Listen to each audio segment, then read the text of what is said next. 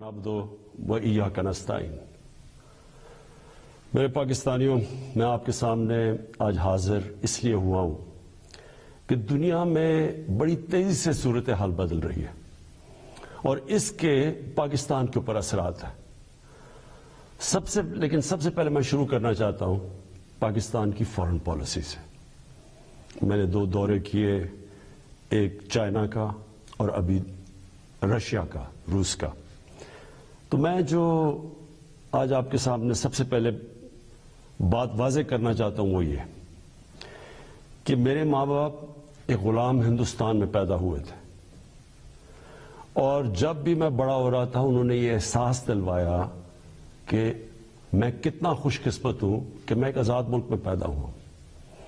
اور جب سے میں نے سیاست شروع کی، بلکہ اس سے پہلے بھی، میری ہمیشہ یہ خواہش تھی کہ پاکستان کی جو فارن پالیسی ہو وہ آزاد ہو۔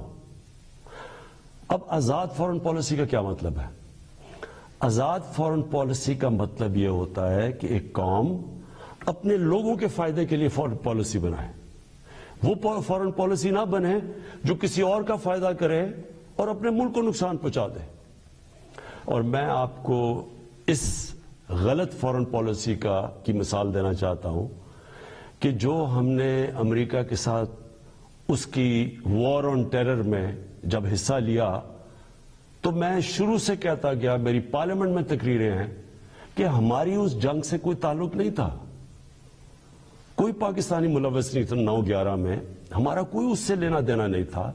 تو میں تب سے کہتا گیا کہ ہمیں اس میں شرکت نہیں کرنی چاہیے۔ ہم نے پہلے امریکہ کے ساتھ کی جنگ میں شرکت کی، سوویت یونین کے خلاف، جب وہ افغانستان میں جہاد میں شرکت کی، اور پھر 10 سال کے بعد جب پھر شرکت کی 9/11 کے بعد امریکہ کے ساتھ اس کی جنگ میں، تو جب ہم تب شرکت کر رہے تھے کہ جہاد تھی کہ افغانستان میں کوئی فورن آکوپیشن ہوئی تو اس کے خلاف جہاد ہے، لیکن اب جب امریکہ افغانستان میں آ گیا تو اس کے خلاف دہشت گردی تھی۔ اور اس پالیسی کے میں شروع سے خلاف تھا، اور بدقسمتی سے یہ فارن پالیسی پاکستانیوں کے فائدے کے لیے نہیں کی گئی۔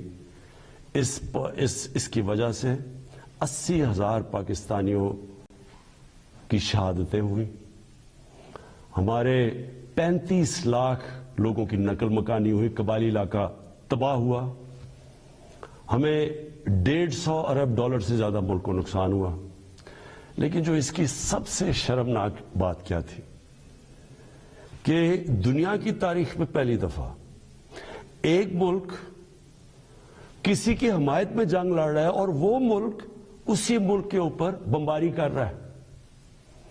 ہمارے ملک میں 400 سے زیادہ ڈرون اٹیکس کیے گئے، ہمارے دوست کہ جس کے لیے ہم جنگ لڑ رہے تھے۔ اس سے بھی زیادہ شرمناک چیز کیا ہے کہ ملٹری ڈکٹیٹرز تو ہمیشہ تاریخ ہے پاکستان کی کہ وہ ہمیشہ چاہتے ہیں کہ دنیا ان کو ایکسیپٹ کرے، ان کو مانے، ان کو لیجٹمائز کرے، اور وہ ہمیشہ آسان ہوتے ہیں سپر پاورز کے لیے استعمال کرنا۔ لیکن جنرل مشرف کے دور میں تو صرف 10 ڈرون اٹیکس ہوئے، لیکن جو 2 ڈیموکریٹک لیڈرز آئے، آصف زرداری اور نواز شریف، 10 سال، ان کے 10 سال میں 400 ڈرون اٹیکس ہوئے۔ اب میں سوال یہ ہے، اور میں پھر سے واپس آتا ہوں کہ آزاد فارن پالیسی کیا ہوتی ہے؟ آزاد فارن پالیسی تو یہ ہونی چاہیے تھی کہ یہ 2 ڈیموکریٹک لیڈرز کو امریکہ کو کہنا چاہیے تھا کہ ہمارے جب آپ بمباری کر رہے ہیں، ہمارے لوگ مار رہے ہیں، اس میں عورتیں بچے مار رہے ہیں، بے قصور لوگ مار رہے ہیں، تو کیا 2 ڈیموکریٹک لیڈرز کو سٹینڈ نہیں لینا چاہیے تھا اس کے اوپر؟ ایک سٹیٹمنٹ نہیں دی دونوں نے، بلکہ آصف زرداری نے اس کو ایک باب وڈورڈ جو بہت بڑا صحافی ہے امریکہ کا، وہ اپنی کتاب میں لکھتا ہے کہ آصف زرداری نے امریکہ کے آرمی چیف کو کہا کہ کولیٹرل ڈیمیج سے مجھے کوئی فرق نہیں پڑتا جو ڈرون اٹیک سے جو بے قصور لوگ مرتے ہیں۔ اور یہ کیوں ہے؟ میں صرف آپ کو اس لیے یہ شروع میں بات فارن پالیسی کی یہ اس لیے ہے کہ جب ملک کے سربراہوں کے پیسے اور جائیداد ملک سے باہر پڑی ہوتی ہے، جب ان کے اربوں ڈالرز کی پراپرٹی اور بینک بیلنسز آف شور اکاؤنٹس ہوتے ہیں، وہ کبھی اس ملک کی بہتری کے لیے فائدہ نہیں کرتے، وہ اپنے پیسے بچانے کے لیے کرتے ہیں۔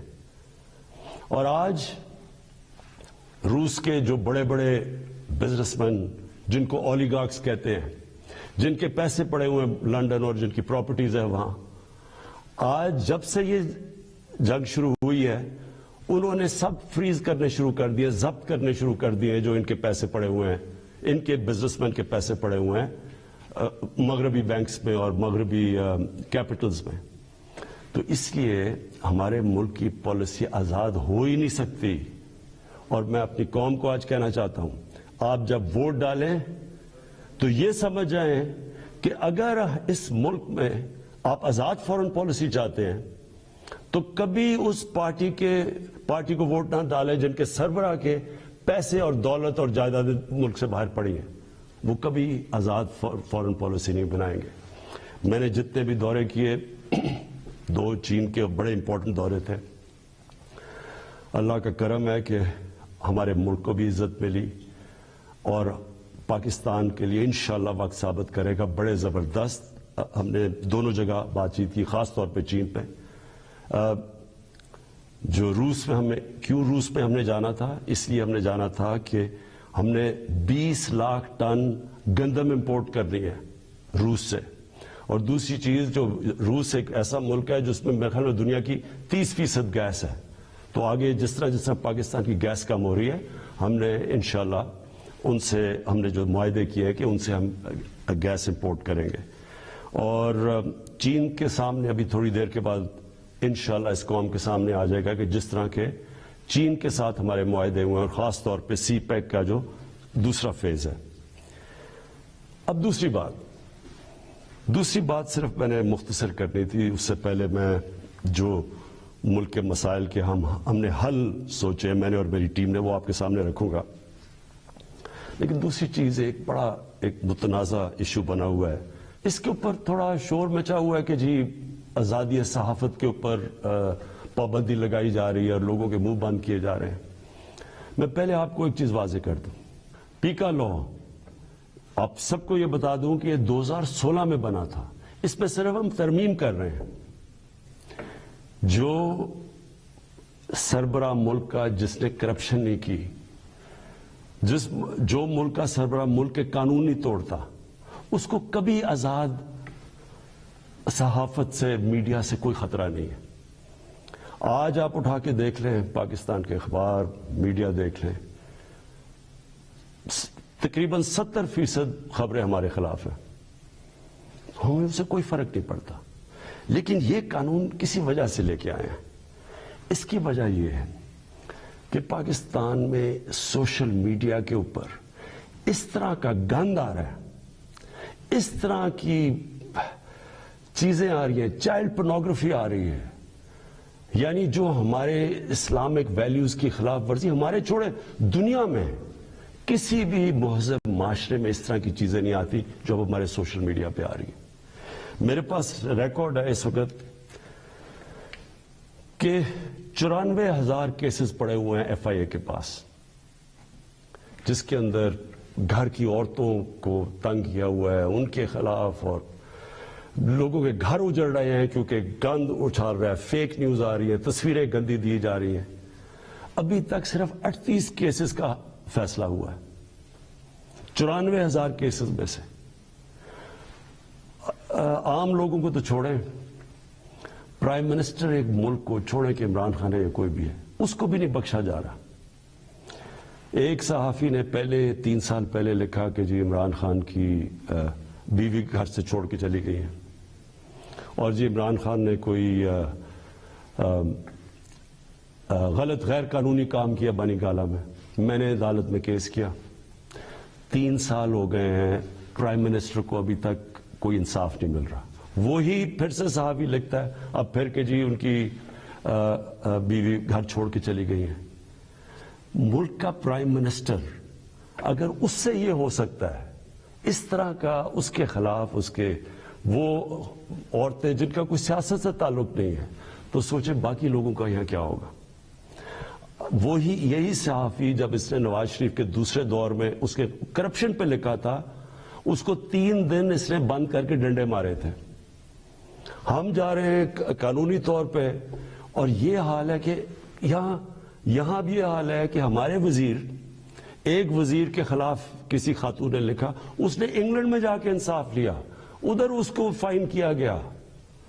اب مراد سعید کے خلاف بات ہے, مراد سعید سوچ رہے ہیں انگلینڈ میں قانون لے جا کے کیس کرنا.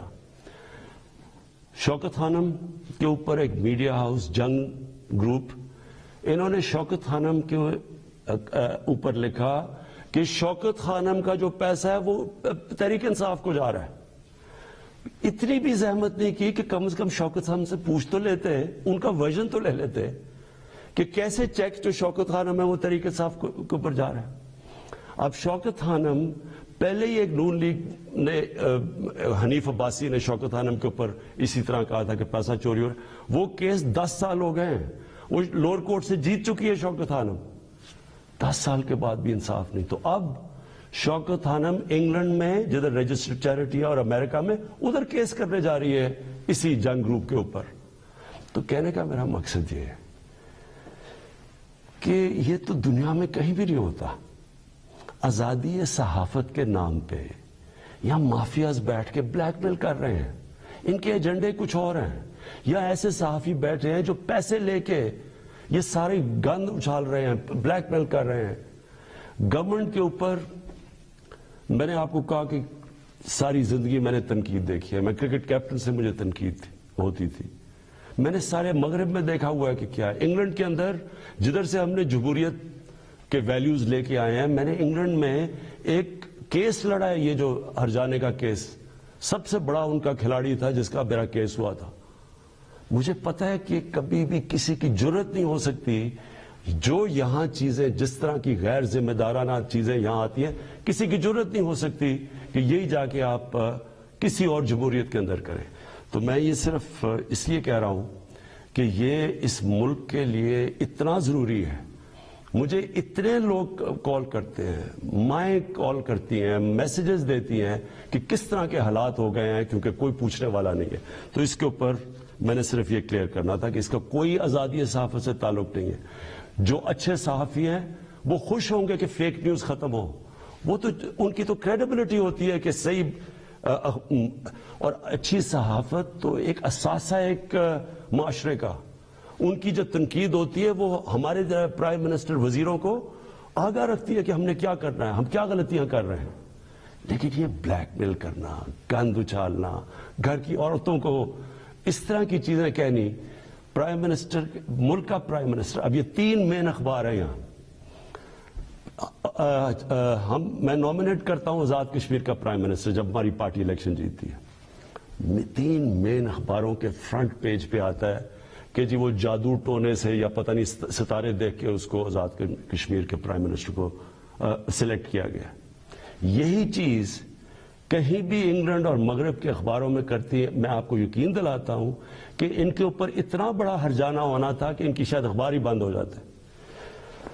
اب میں دوسری چیز پہ آنا چاہتا ہوں, کیونکہ میں آپ کو یہ بتانا چاہتا ہوں کہ ہم اب ہمارے جو حالات ہیں ان کے اوپر ہم نے اب کیا بڑی محنت کر کے ہم نے کیا تجویزیں سوچی ہوئی ہیں. تو سب سے پہلے کہ میں آپ کو صرف یہ یاد کرانا چاہتا ہوں, اور یہ ضروری ہے یاد کرنا, کیونکہ اگر تو مجھے سوئٹزرلینڈ کی اکانومی ملی ہوتی تو بڑا اچھا ہوتا, آج اسی پر بتاتے کہ وہ حالات تب یہ تھے تو اب آپ نے کیا کیا ہے.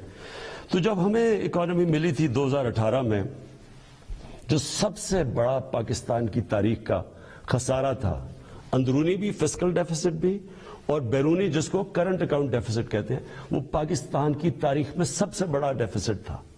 ہمارے جو فورن ایکسچینج ریزروز تھے وہ مشکل سے 3 ہفتے کی بھی امپورٹس کے لیے کافی نہیں تھے. ہماری کئی باہر کی لائبلٹیز جو تھی ہم پیسے نہیں دے سکتے تھے, یہ وہ پاکستان ملا تھا. اور اس کے بعد اتنے مشکل وقت سے نکلتے ہوئے اس کے بعد ہم کرونا آ گیا.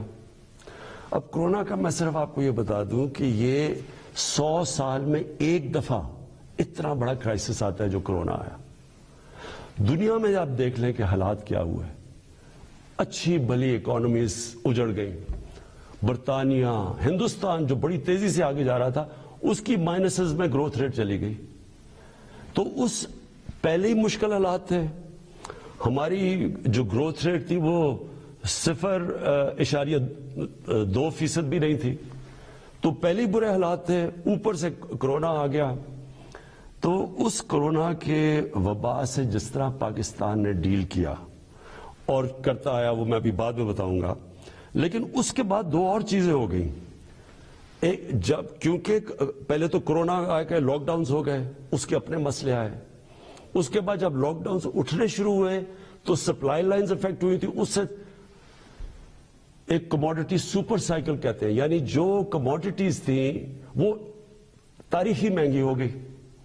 اس سے کیا ہوا کہ دنیا کے اندر مہنگائی آ گئی، انفلیشن آ گئی.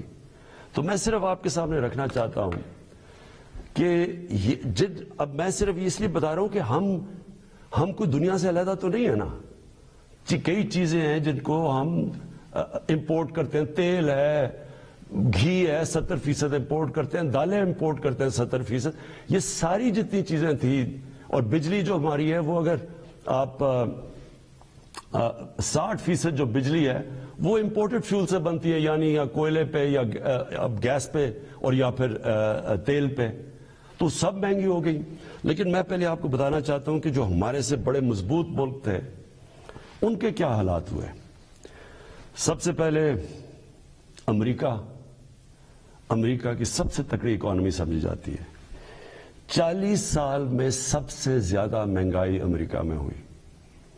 5 گنا زیادہ وہاں مہنگائی ہوئی. یعنی امریکہ کے اندر 1.5% سے زیادہ چیزیں مہنگی نہیں ہوتی.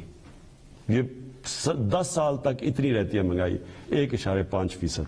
وہاں مہنگائی پہنچ گئی 7.5% پہ. اس کے بعد کینیڈا، جو بڑا یہاں سے کتنا پیسہ خرچ کر کے لوگ کینیڈا جاتے ہیں اور کینیڈا کے شہری بنتے ہیں، 30 سال میں سب سے زیادہ مہنگائی کینیڈا میں آئی. اس کے بعد برطانیہ، 30 سال میں 1992 کے بعد سب سے زیادہ مہنگائی وہاں آئی.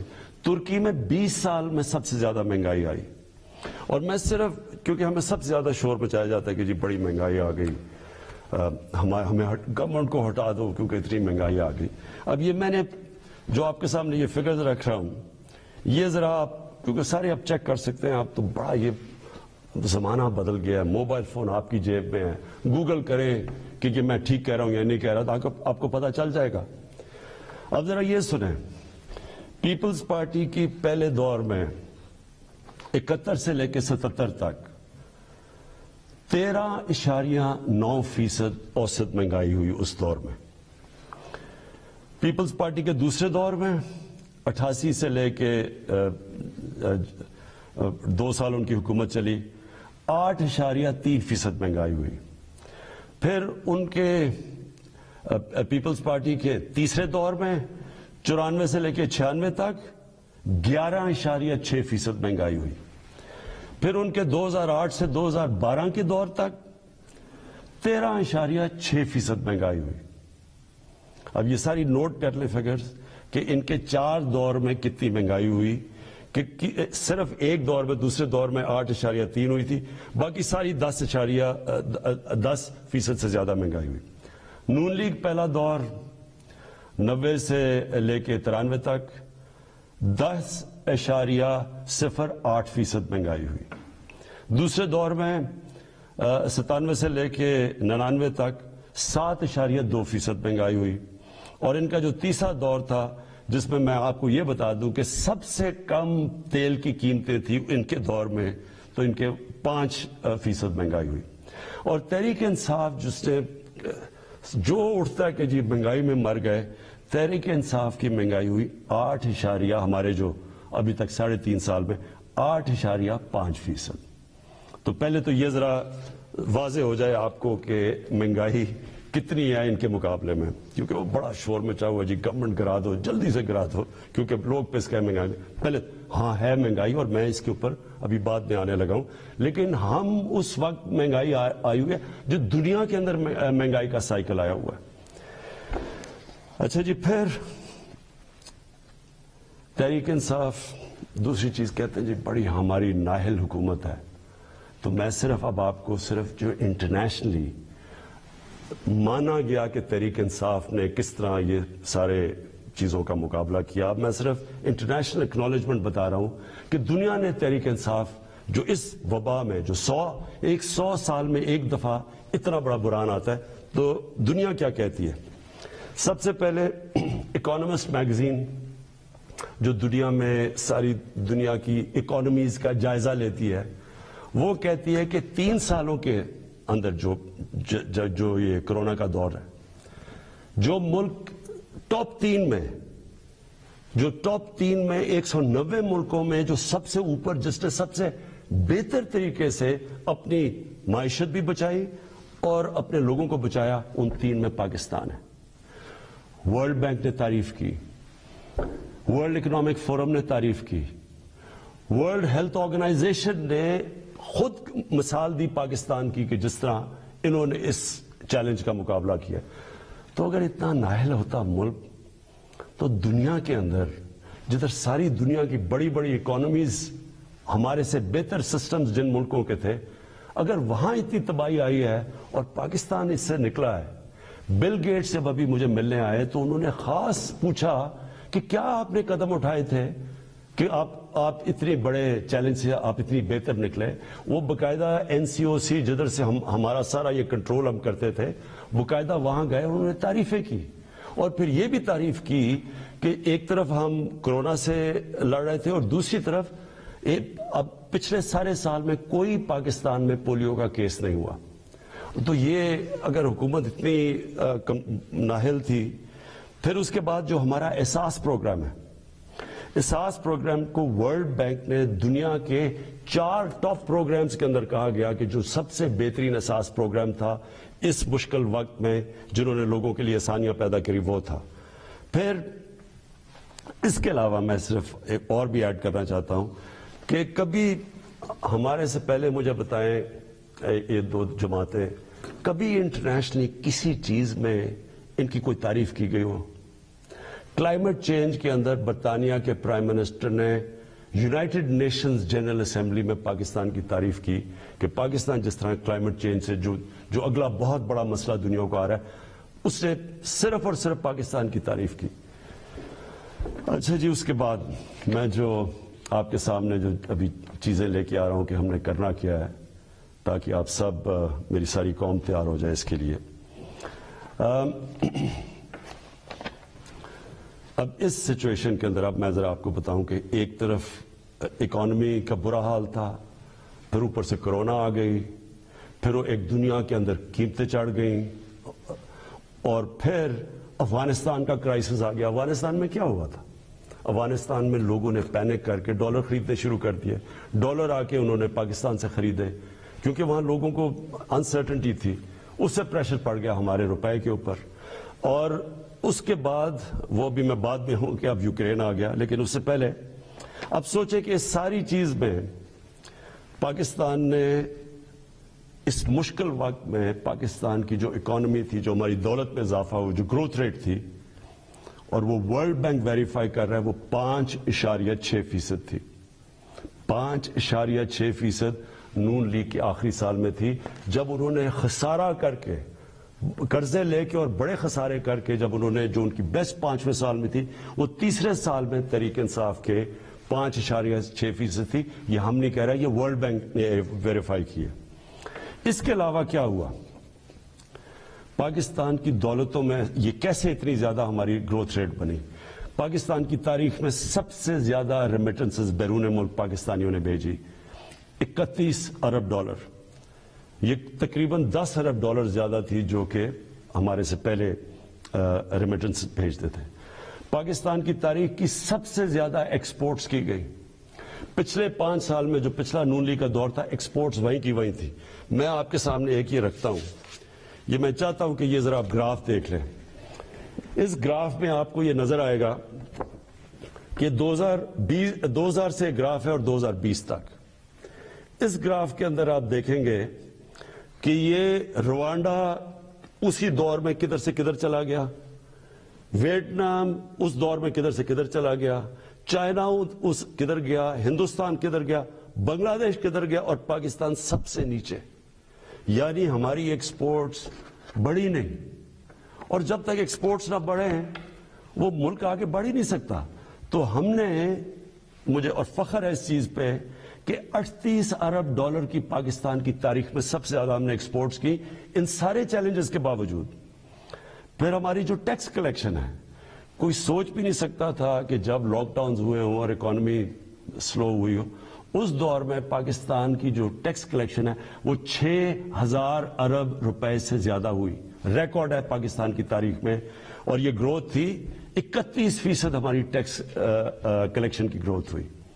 اور پھر سے میں ریپیٹ کرتا ہوں، یہ ساری جتنے بھی میں اعداد و شمار آپ کو دے رہا ہوں اپنے موبائل فون کے اوپر، یہ سب چیک کر سکتے ہیں.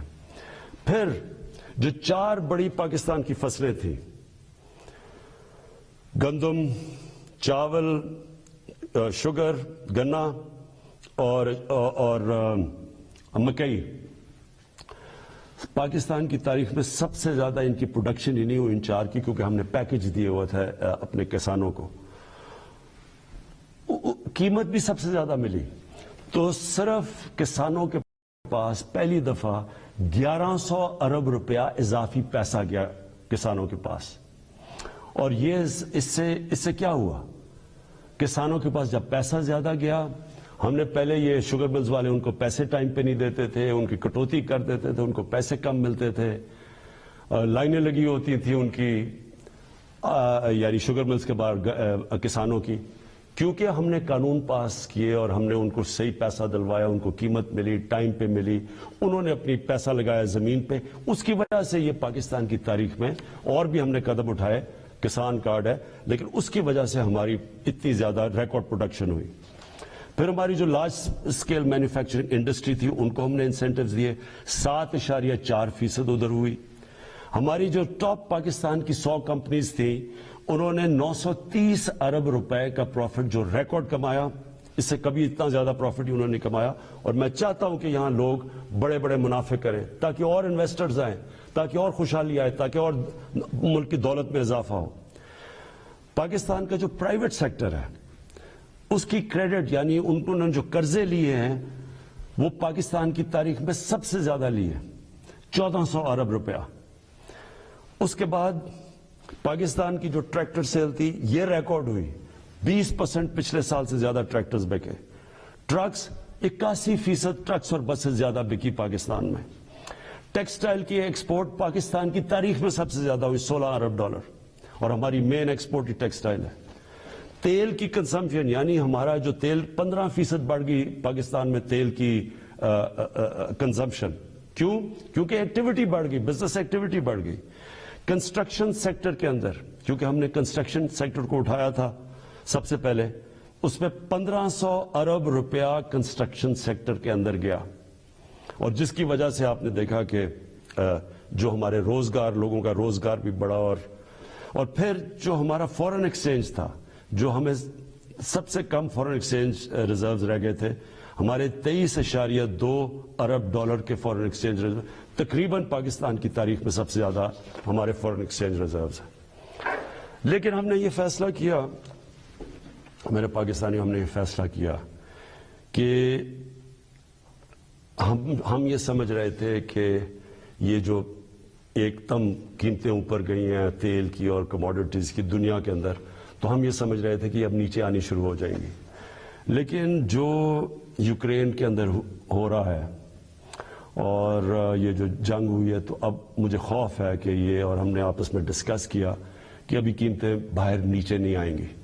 کیونکہ یہ سب کو پتا ہے کہ جیسی یہ ہوتی ہے جنگ تو تیل کی قیمت بھی اوپر، اور پھر 30% دنیا کی گیس وہاں سے آتی ہے، گیس کی بھی قیمت اور اوپر چلی جائے گی.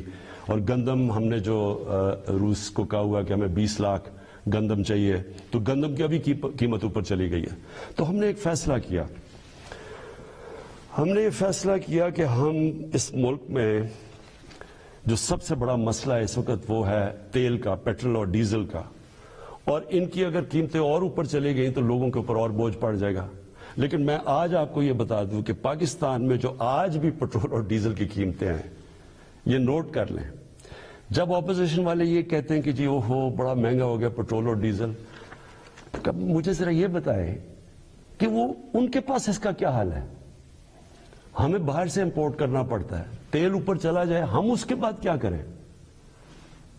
یعنی اگر ان کے پاس کوئی حل ہے تو ہمیں بتا دیں، کیونکہ اس وقت بھی پاکستان دنیا کے 190 ملکوں میں سے 25ویں نمبر پہ ہے جدھر ابھی بھی ہمارا تیل اور پٹرول اور ڈیزل سب سے کم بک رہا ہے. میں آپ کو ذرا بتا دوں کہ ترکی میں اس وقت ہمارا پاکستان میں 160 روپے لیٹر ہے، ہندوستان میں 260 روپے لیٹر ہے، بنگلہ دیش میں 185 روپے لیٹر ہے، ترکی میں 200 روپے لیٹر ہے. اور اگر ہم 70 ارب روپے کی ہر مہینے سبسڈی دیتے ہیں، یعنی گورنمنٹ سبسڈائز کرتی ہے، اگر ہم یہ نہ کریں 70 ارب روپے کا، تو آج پاکستان کے اندر پٹرول ہو 220 روپے لیٹر کا. میرے پاس اوگرا کی سمری آئی، انہوں نے کہا کہ 10 روپے زیادہ آپ کو 1 لیٹر پٹرول اور ڈیزل بڑھانا پڑے گا کیونکہ دنیا میں تیل مہنگا ہو چکا ہے. تو میں آج آپ کے سامنے بڑی خوشخبری سنانا چاہتا ہوں کہ بجائے 10 روپے بڑھانے کے ہم نے فیصلہ کیا ہے کہ 10 روپے پٹرول اور ڈیزل کو آج ہم کم کر رہے ہیں. اب پھر سے میں آپ کو بتاؤں کہ بجلی 60% امپورٹڈ فیول سے بنتی ہے، جو میں آپ کو پہلے بتا چکا ہوں. جیسے باہر گیس مہنگی ہوتی ہے، کوئلہ مہنگا ہوتا ہے، تیل مہنگا ہوتا ہے، تو یہاں ہمارا جس کو کہتے ہیں فیول ایڈجسٹمنٹ چارج وہ بن جاتا ہے، ہماری بھی چیزیں اوپر چلی جاتی ہیں. ہم نے یہ بھی فیصلہ کیا کہ ہم اپنے لوگوں کو اب اس سے بچائیں گے. اگر ڈیمز بنا لیتے پہلے تو پاکستان کو تو بڑی سستی بجلی ملتی تھی، کیونکہ پانی سے جو بجلی بنانی ہے وہ ہمارے لیے، ہمیں تو کوئی فرق ہی نہیں پڑتا کہ باہر مہنگائی ہو یا نہ ہو. لیکن کوئی ڈیمز نہیں بنائی، 50 سالوں میں پاکستان میں کوئی ڈیمز نہیں بنی. ہم 10 ڈیمز بنا رہے ہیں اب پاکستان میں، اور انشاءاللہ اگلے 5 سے 10 سالوں کے اندر یہ ساری ڈیمز آ جائیں گی، اور اس سے انشاءاللہ ہمیں اگر باہر قیمتیں بھی بڑھیں گی تو انشاءاللہ ہم بچ جائیں گے اس سے. تو میں بجلی کا اب ہم نے فیصلہ کیا ہے کہ 5 روپے یونٹ ہم بجلی کم کر رہے ہیں. 5 روپے یونٹ بجلی کم کرنے کا مطلب کہ 20% سے 50% آپ کے بجلی کے بل کم ہوں گے. اور یہ بھی ہم اس کے لیے سبسڈی اور بڑی محنت سے اور جگہ سے ہم نے سبسڈی نکالی ہے. اور میں یہ کیونکہ سب سے بڑا مسئلہ لوگوں کو ہوتا ہے بجلی اور پٹرول اور ڈیزل، اس کی وجہ سے ساری چیزیں مہنگی ہو جاتی ہیں. تو ہم نے یہ فیصلہ کیا کہ ہم اگلے بجٹ تک ان 2 چیزوں کے اوپر ہم اب کوئی اضافہ بھی نہیں کریں گے، اور اس سے پہلے ہم نے یہ ان کو کم بھی کر دیا. 5 روپے یونٹ بجلی اور 10 روپے بلکہ 20 روپے پورا بنتا ہے پٹرول اور ڈیزل کا. پھر ہم نے احساس پروگرام کی، جو نچلے طبقے کے اوپر جو ہم 12,000 روپے دیتے تھے، جو 80 لاکھ خاندان کو ہم دیتے ہیں، اس کو ہم نے 12,000 سے 14,000 پہ کر دیا. پھر ہم نے ایک اور کام کیا نوجوانوں کے لیے جو گریجویٹس ہیں، جس نے BA کی ہوئی ہے، جس کے پاس نوکری نہیں ہے. ہم نے فیصلہ کیا کہ ہم ان کو انٹرنشپ دلوائیں گے. 30,000 روپے جو بھی گریجویٹ ہوگا اس کو کہیں انٹرنشپ دلوائیں گے تاکہ ان کو کم از کم کوئی پیسہ ملے. پھر ہم نے اسکالرشپس کا میں آپ کو بتا دوں 26 لاکھ ہم نے اسکالرشپس ہم صوبے جو ہمارے نیچے صوبے ہیں اور جو سینٹر ہے، اور اس کے اوپر 38 ارب روپیہ ہم خرچ کر رہے ہیں. یہ اب پرائم منسٹر کے جو پورٹل ہے اس کے اوپر اب سارا کنٹرول ہوگا. سارے میرٹ کے اوپر ہم خود چیک کریں گے، پوری کمیٹی بنائی ہوئی ہے اکیڈمکس کی، میرٹ پہ ملیں گے، اور کوئی بھی کسی کو مسئلہ ہوگا وہ اس پورٹل کے اوپر آئے گا. لیکن پھر اب جو IT سیکٹر جو فیوچر ہے ہمارے نوجوانوں کا، جس طرف دنیا جا رہی ہے ٹیکنالوجی کی ریولوشن، یہ ذرا آپ سنیں. IT سیکٹر کے لیے اس میں IT کمپنیز بھی ہیں اور فری لانسرز بھی ہیں. پہلی چیز، ان کو 100% ہم نے ٹیکس معاف کر دیا. پھر سے سن لیں، IT سیکٹر کے اوپر چاہے وہ کمپنیز ہیں یا فری لانسرز ہیں، 100% ان کو ہم نے ٹیکس پہ چھوٹ دے دی. دوسری چیز، فورن ایکسچینج. اب تک ان کا ہم نے کوئی کنڈیشنز لگائی ہوئی تھی کہ اتنا فورن ایکسچینج آپ کو پاکستان میں رکھنا ہے. ہم نے مکمل طور پہ 100% فورن ایکسچینج پہ ان کو چھوٹ دے دی ہے کہ یہ چاہے کوئی اس کے اوپر ریسٹرکشن نہیں ہے، باہر لے جائیں اندر لے آئیں، 100% اب فورن ایکسچینج کی موومنٹ ان کے ہاتھ میں ہے، یعنی ہم نے ریسٹرکشن ساری ختم کر دی ہے۔ اور تیسری چیز، جو سٹارٹ اپس ہیں، جو بھی آئی ٹی کی سٹارٹ اپس ہیں، ان کو 100% ہم نے کیپٹل گینز ٹیکس سے ختم کر دیا، یعنی ان کا ٹیکس ختم کر دیا سارے سٹارٹ اپس کا، جو کیپٹل گینز ٹیکس ہے۔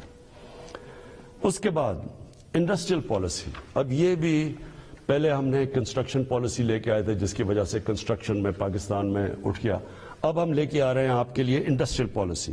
انڈسٹریل پالیسی میں ہم کیا کر رہے ہیں کہ جو بھی انڈسٹری لگائے گا، جو بھی پیسے لگائے گا انڈسٹری کے اندر، اس سے کوئی سوال نہیں پوچھے جائیں گے۔ یہ ہم نے کنسٹرکشن میں بھی شروع میں یہ کیا تھا۔ اور جو سکھ انڈسٹری ہے اس کی ریوائول کے لیے ہم آپ کے سامنے پورا پروگرام ہے، ان کے لیے ٹیکس کی چھوٹ دیں گے ان کو۔ اس کے ساتھ انشاءاللہ کل میں لاہور کے اندر آپ کو پورا انڈسٹریل پالیسی کا پورا پیکج دے دوں گا۔ اور پھر تیسری چیز، جو اوورسیز پاکستانیز ہیں، جب بھی وہ پاکستان کی انڈسٹری میں انویسٹ کریں گے یا وہ پاکستان کے انڈسٹریلسٹ کے ساتھ جوائنٹ وینچر کریں گے، ان کو 5 سال کا ٹیکس ہالیڈے ہم نے کر دیا، تک 5 سال تک کوئی ٹیکس نہیں دیں گے۔ پھر ہمارا کامیاب پاکستان پروگرام ہے، سود کے بغیر قرضے دیں گے بزنس شروع کرنے کے لیے نوجوانوں کو، سود کے بغیر کسانوں کو دیں گے قرضے، سود کے بغیر وہ اپنی زمین پہ پیسہ خرچ کر رہے ہیں، اور پھر سستا سبسڈائز، بالکل جو غریب لوگ اپنا گھر بنانا چاہتے ہیں ان کو بالکل سستا قرضہ دیں گے۔ پھر اور یہ 407 ارب روپے کے قرضے ہیں جو یہ ان 3 ایریاز میں جائیں گے، لو کاسٹ ہاؤسنگ، گھروں کے لیے، کسانوں کے لیے اور بزنس کرنے کے لیے شہروں میں 407 ارب کے قرضے یہ اگلے 2 سال میں ہم دیں گے۔ پھر آخری 2 چیزیں، مجھے بڑا فخر ہے کہ ہم نے بڑی مشکلوں سے پاکستان میں بینکوں کو راضی کیا، ان کے لیے ان کے سارے جو آسانیاں پیدا کی، سبسڈائز کیا کہ بینکس چھوٹے لوگوں کو قرضے دیں۔ ابھی تک تنخواہ دار لوگ وہ ابھی تک ان کو بینک قرضے نہیں دیتے تھے، کمزور یعنی جو مزدور ہوتے ہیں، ویلڈر ہوتے ہیں، وہ کام کرنے والے، ان کی سوچ بھی نہیں سکتے اپنے لیے گھر بنانا۔ ہمیں 1 سال لگایا، ہم نے پوری ان کے لیے آسانیاں پیدا کی، گورنمنٹ نے سبسڈائز کیے قرضے، آسانیاں پیدا کی تاکہ اگر ایک آدمی اپنے گھر میں جو ایک کرائے کا گھر لیتا ہے، جو کرائے کے اوپر پیسے دیتا ہے، اسی پیسوں کی وہ قسطیں بن جائے اور اس کا اپنا گھر ہو جائے۔ تو مجھے بڑی خوشی یہ ہے کہ بینکوں نے اب تک اس میں 150 ارب روپے کے لو انکم غریب لوگوں کی جن کی آمدنی نہیں ہے ان کو دے چکے ہیں اپروولز، جس میں 50 ارب روپیہ ان گھروں کے لیے دے چکے ہیں، یعنی وہ کام شروع ہو گیا، گھر بننے شروع ہو گئے۔ اور آخر میں صحت کارڈ، مجھے سب سے زیادہ فخر یہ ہے کہ ہمارے جو صوبائی چیف منسٹرز تھے ان سب کو میں نے آگاہ کیا کہ یہ سب سے بڑی نعمت ہے ایک غریب گھرانے کے لیے کہ اس کے پاس ہیلتھ انشورنس ہو، جب بھی وہ ایک کوئی گھر میں بیماری ہو تو ان کو یہ خوف نہ ہو کہ ہم ہاسپٹل میں جا کے اپنا علاج نہیں کروا سکیں گے۔ اور پھر وہ کئی دفعہ گورنمنٹ ہاسپٹلز میں جاتے ہیں تو وہاں ڈاکٹرز نہیں ہوتے، اور خاص طور پہ دیہاتوں کے اندر ڈسٹرکٹس میں ڈاکٹرز نہیں ہوتی، نرسز نہیں ہوتی، اور وہ سارے شہروں میں آتے ہیں، دھکے کھاتے ہیں۔ یہ جو صحت کارڈ ہے یہ پاکستان کی تاریخ میں نہیں، یہ شاید ڈیولپنگ ورلڈ میں بھی، بلکہ ڈیولپڈ ورلڈ میں بھی اس طرح کا کہ آپ نے ہر گھرانے کو، ہر جو ہمارے صوبے ہیں سندھ کے علاوہ، کیونکہ پروونشل گورنمنٹس اس کا پیسہ دے رہی ہیں، ہر گھرانے کے لیے ہم انشاءاللہ مارچ کے آخر تک پنجاب میں ہر گھرانے کے پاس صحت کارڈ ہوگا۔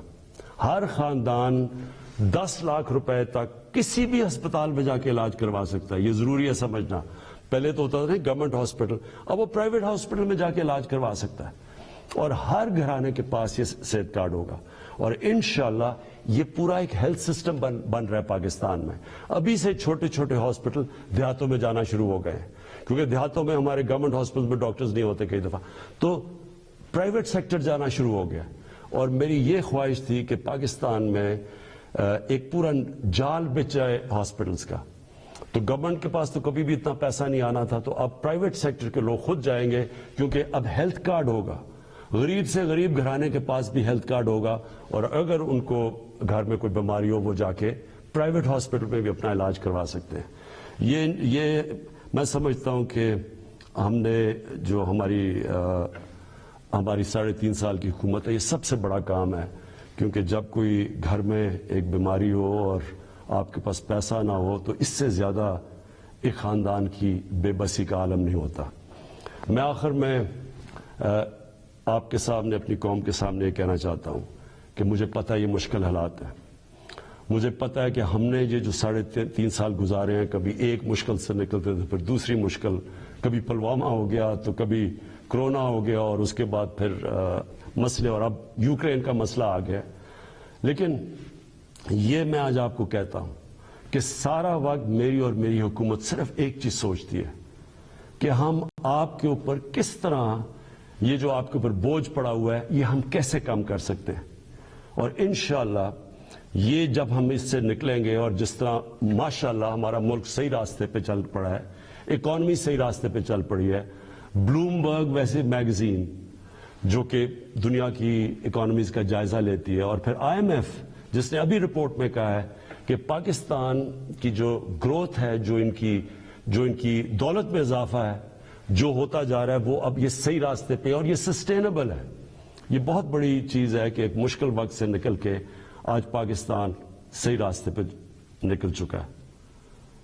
پاکستان پائندہ باد.